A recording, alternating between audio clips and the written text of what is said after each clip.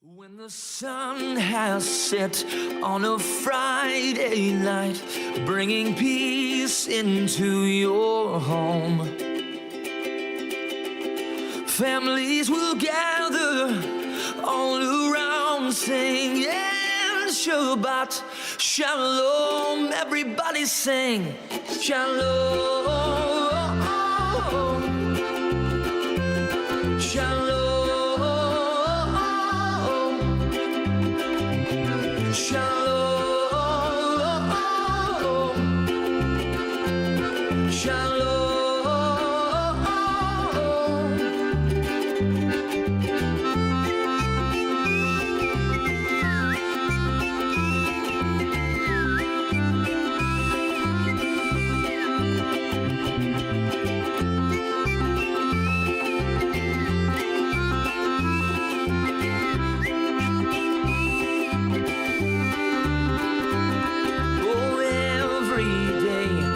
A gift from God to put a smile upon your face. He's got the whole world in his hands, so obey his commands and you will know peace. Shalom, shalom, Shabbat shalom.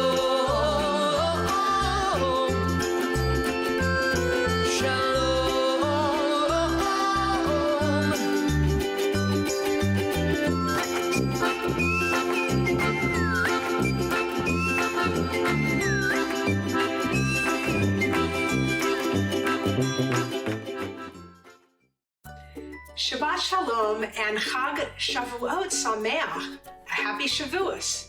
Tonight is both Shabbat and a holiday, and I thought it would be fun to come to you from my kitchen. This is my own kitchen at home, and the reason I wanted to do that is for the holiday of Shavuot, we read the book of Ruth, which I'll be chanting later on.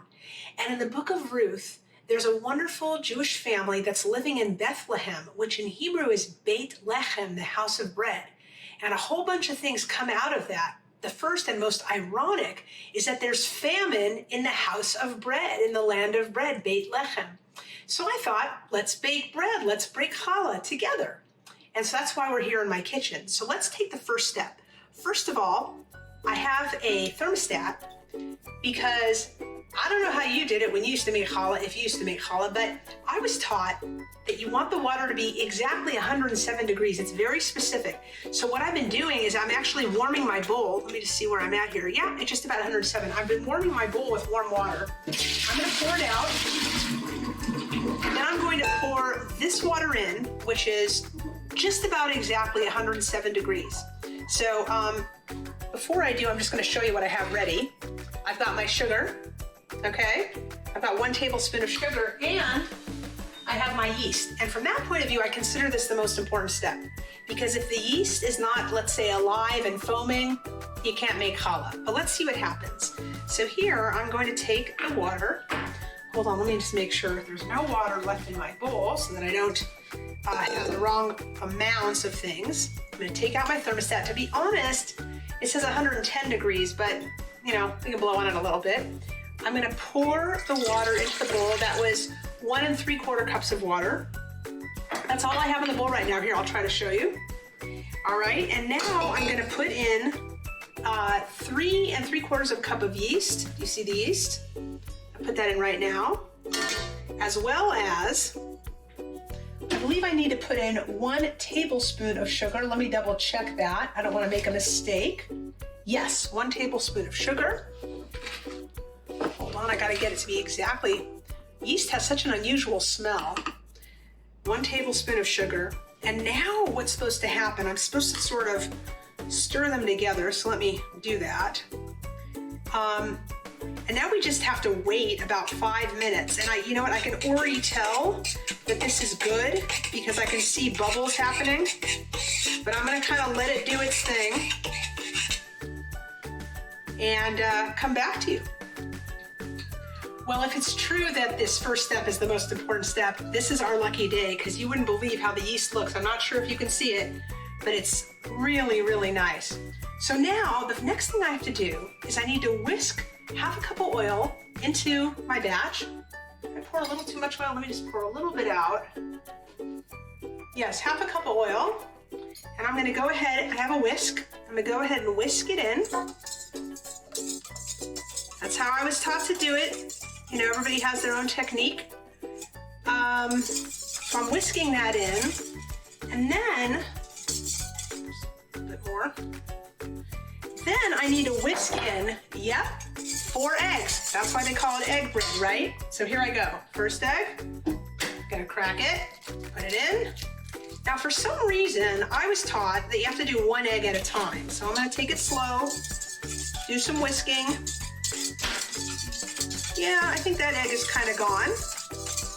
Next egg, here we go. I hope it feels like you're here because I feel like you're here with me. I really do.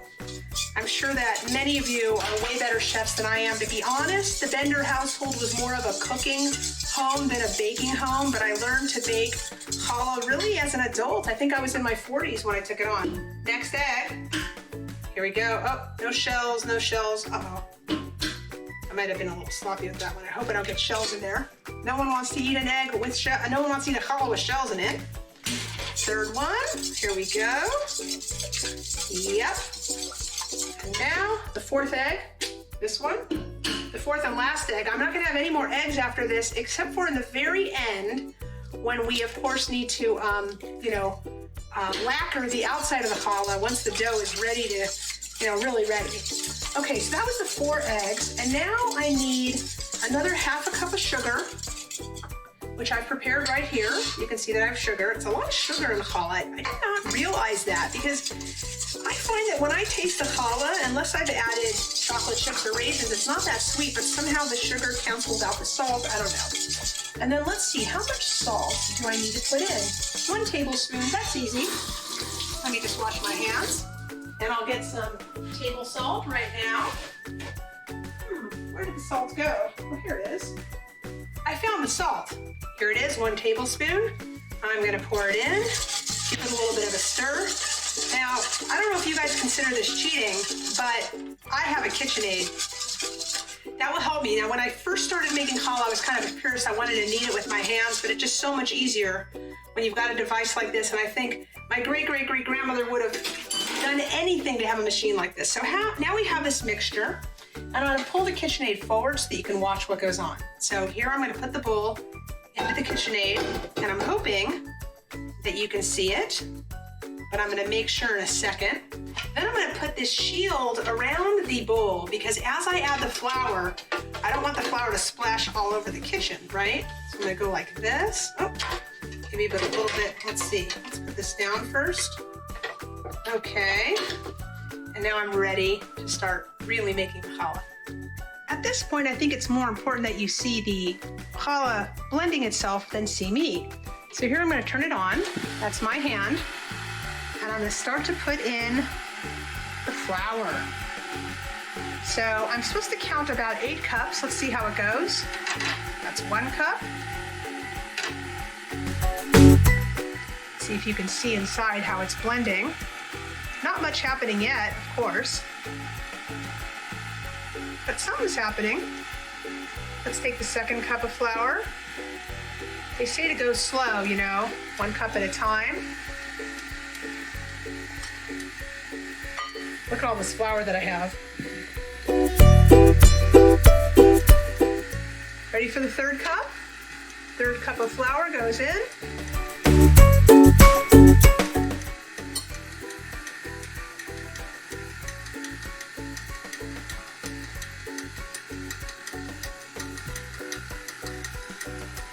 The 4th cup.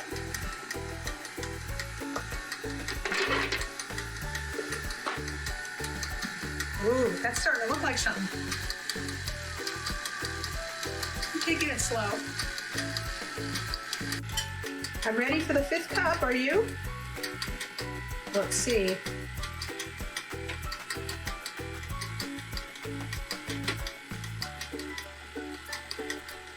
It's really starting to get a little bit more doughy. Can you see?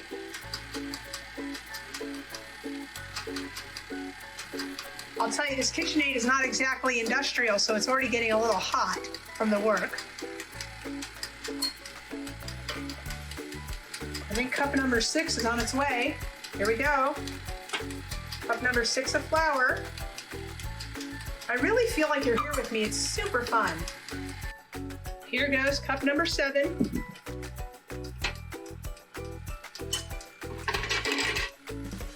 Yeah, that's exciting. I made a decision that for this last cup of flour, I wanted to use the kneading hook instead of the mixer because it's been getting really thick. So I'm putting that down. I'm putting the flour guard on here. And now I'm going to turn it back on. Whoa, that's a little crazy. There we go. I think it needs to be on number 1, not number 2. Okay, so now we're going to do this last cup of flour slowly, because we don't want to over-flour it. You can tell it's having a hard time a little bit. But that's my 8 cups right there, so we can see what's going to happen. I can move this so you can really keep an eye on it. You can see that we're almost there. We almost have challah dough. Yes, voila. And I'm gonna pull the dough off of the hook. I don't know about you, but I grew up with a mother who said don't waste at all. So I get really nervous if there's any dough wasted. So I'm gonna just pull out like every little bit of it. That takes a little bit of time, but I'm gonna do that. And then I'm going to loosen things. Uh-oh. Let's see if I can do this. And, I'll just do it with my hands so you can see it. I'm going to take the dough out of the bowl and plop it into the bowl with the oil. Here it is in the bowl, and I'm going to cover it with saran wrap and then put it outside where it's nice and warm for 1 hour. Let's see if it rises. The dough looks fantastic. Look at this. Well, my plastic is sticking to it a little bit, but look how much it grew. And now my job is to completely pound it down. Here I go. Oh, there we go. We gotta pound it down. Keep going, keep going, keep going. And now let it rise for another hour. Well, let me just say that I could not be happier with how this turned out. After the second rising, it has completely filled the bowl again. And it's probably going to stick a little bit to the plastic, but that's okay. And now we get to the most exciting and fun part of the whole endeavor, which is to actually braid the challah and get it ready. So that's going to be super fun. I'm going to lay some flour down right here. I don't mind if you don't see me. I want you to be able to see the challah, but I'll maybe come down every once in a while so that you'll know it's me.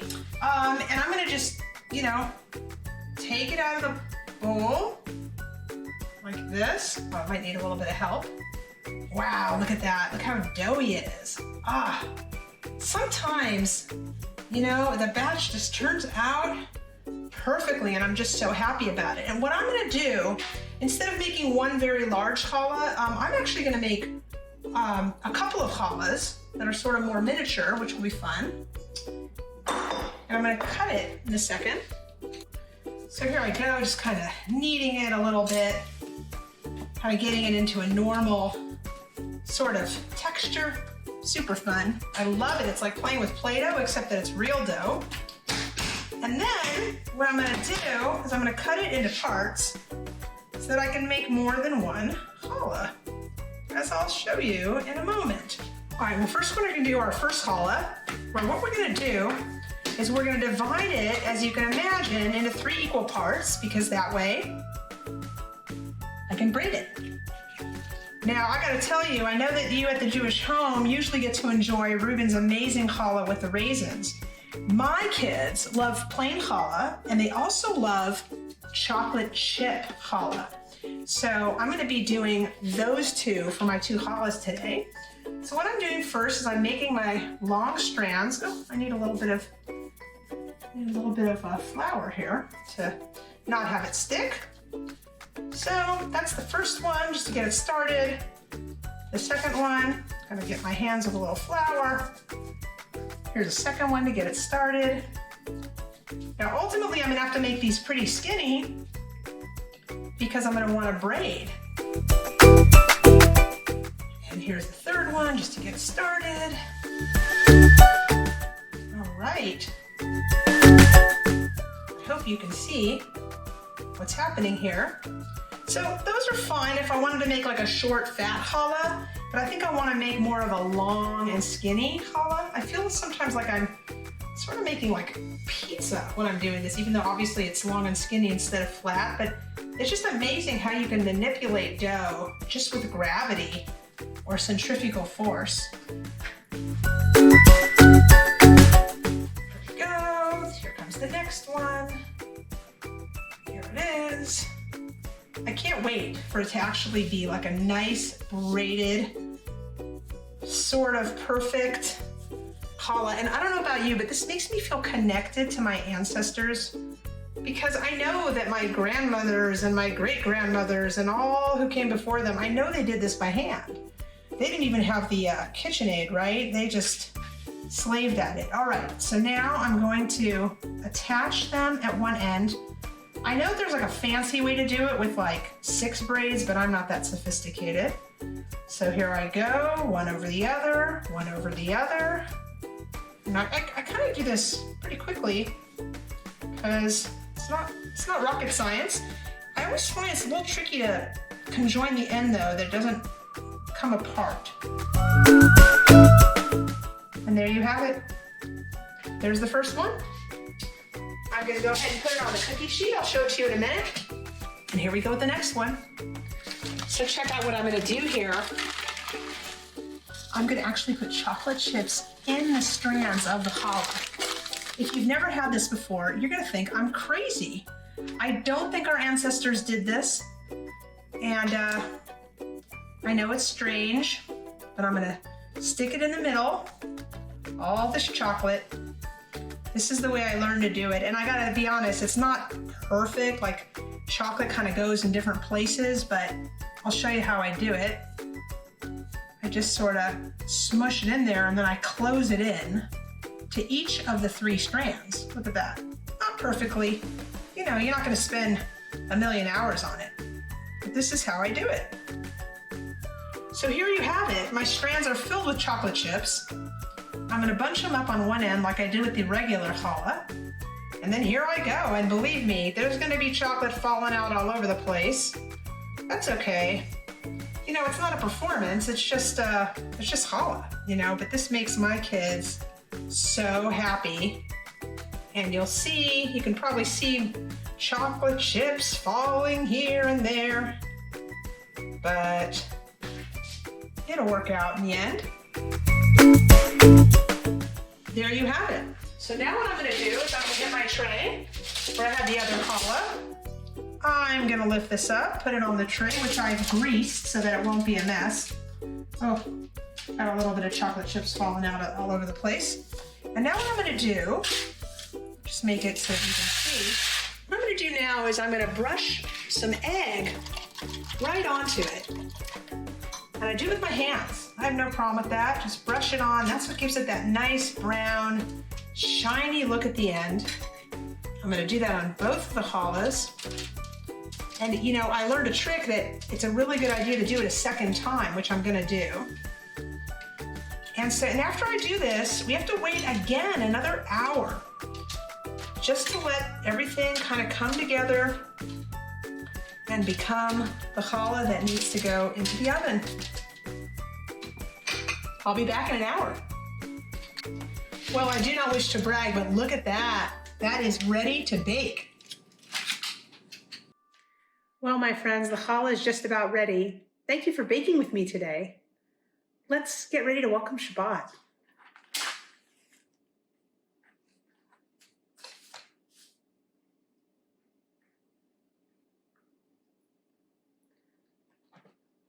Feel free to join me in the blessing. Baruch atah Adonai, Eloheinu melech haolam, asher kitshanu b'mitzvotav v'tzivanu lahadlik ner shel Shabbat. Ya la la la la la la la la la, ya la la la la la la la la la, ya la la la la הלילה של שבת. ברוך אתה אדוני אלוהינו מלך העולם אשר קידשנו במצוותיו וציוונו להדליק נר וציוונו להדליק נר של Shabbat. I think Minnie wants to join. Come on, Minnie. Come on. Shalom Aleichem Malachei Hasharet Malachei Elyon Mi Melech Malachei Hamlachim HaKadosh Baruch Hu Boachem Shalom Malachei Hashalom Malachei Elyon Mi Melech Malachei Hamlachim HaKadosh Baruch Hu Baruchuni LaShalom Malachei Hashalom Malachei Elyon Mi Melech Malachei Hamlachim HaKadosh Baruch Hu Tzayidchem LaShalom Malachei Hashalom Malachei Elyon V'melech Malachei Hamlachim HaKadosh Baruch Hu. I'd like to offer you a blessing on this Shabbat. Yevarechecha Adonai v'yishmerecha Yaher Adonai panav v'lecha v'chuneka Yisa Adonai panav v'lecha v'yasem lecha shalom. May God bless you and keep you. May God's light shine upon you and keep you healthy and strong. May God gaze upon you and your loved ones and give you the blessing of shalom, of peace. Ken Yiratzon may be God's will. Amen. Yom HaShishi v'yichulu hashamayim v'aretz v'chol tzva'am v'yichal Elohim b'yom hashilach Torah asher asa v'yishbot b'yom hashil mikom Torah asher asa v'yivarech Elohim et yom hashvi v'yikadesh oto ki bo shavad mikom Torah asher v'raylim lasod savrin baruch atah Adonai baruch hu baruch shemo Eloheinu melech haolam Borei peri haga'afen amen amen Baruch atah Adonai Baruch hu baruch shemo Eloheinu melech haolam Asher kidshanu b'mitzvotav v'ratzavanu v'shabbat kodsho v'ahava u'vratzon yichilanu Zikaron lema'aseh v'reishit bam bam bam ki hu yom dechila Lemikrai kodesh zecher letziat mitzrayim Kivanu v'achar tavotanu kidashta mikol ha'amim V'shabbat kodshecha Be'ava v'ratzon hichaltanu Baruch atah Adonai Baruch hu baruch shemo Mekadesh HaShabbat Mekadesh HaShabbat Amen Amen. L'chaim, Minnie. And l'chaim to all of you, to life. Well, it's time to run outside and greet the Shabbat bride, as the mystics did in Sfat all those centuries ago. So, come and join me, and we'll go outside. It's going to get a little bumpy. You know what happens. It's hard to avoid, but I'd like to take you outside because it's quite beautiful. Let's see. Going in the front yard this time.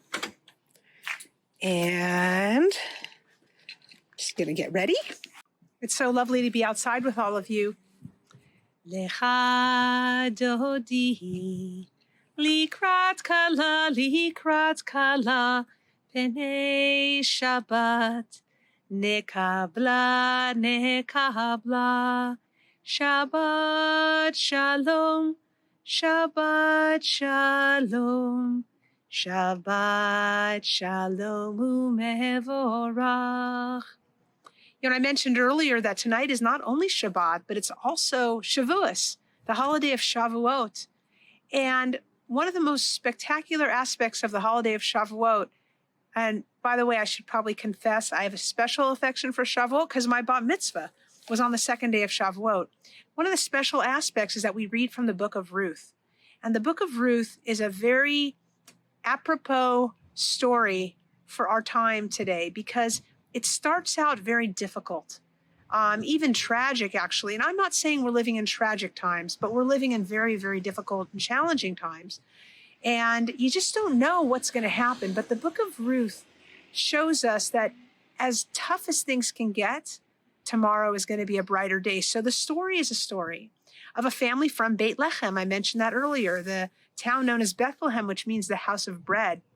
And there was a famine in that land, and this Jewish family, headed by Elimelech and Noami, went to the land of Moab with their two sons, Machlon and Chilion.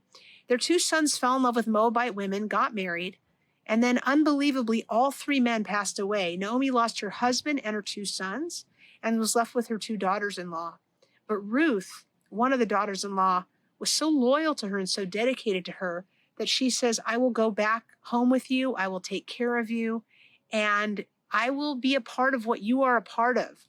Wherever you go, I will go, she says. Wherever you lodge, I will lodge. Your people shall be my people, your God, my God.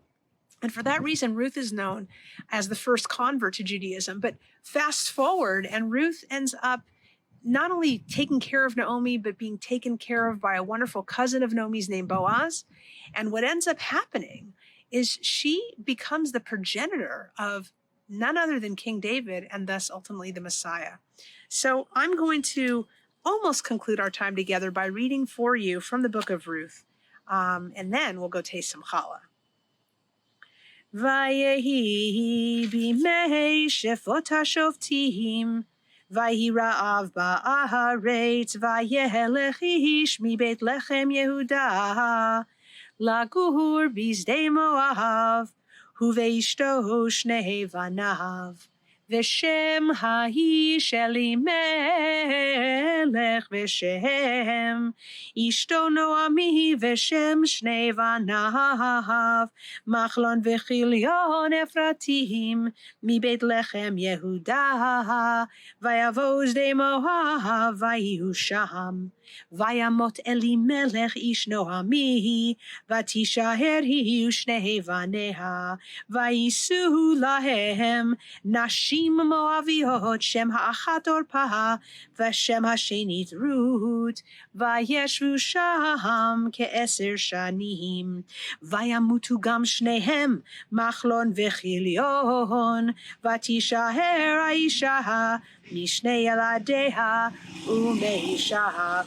Vatahakom hi v'chaloteha, vatashov misdei Moav, ki shamaha bisdei Moav, ki fakar Adonai et amo latet lahem lachem, vatetzeh min hamakom asher hayta shama, ushtei chaloteha imaha, vatelachna vaderech lashuv el eretz Yehuda. I'll see you back inside when we taste our challah. I couldn't be happier. Thank you for making challah with me today. Let's join together in the motzi. Baruch atah Adonai Eloheinu melech haolam, hamotzi lechem min haaretz, Shabbat shalom. Yep, I'm going right in for the chocolate chip. It's nice and warm. Te'avon.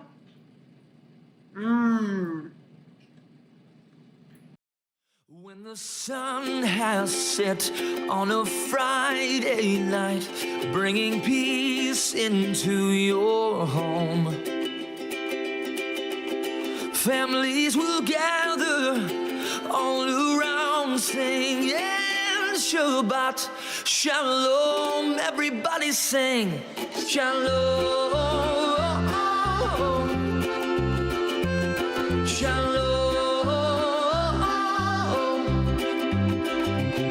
Shalom, shalom.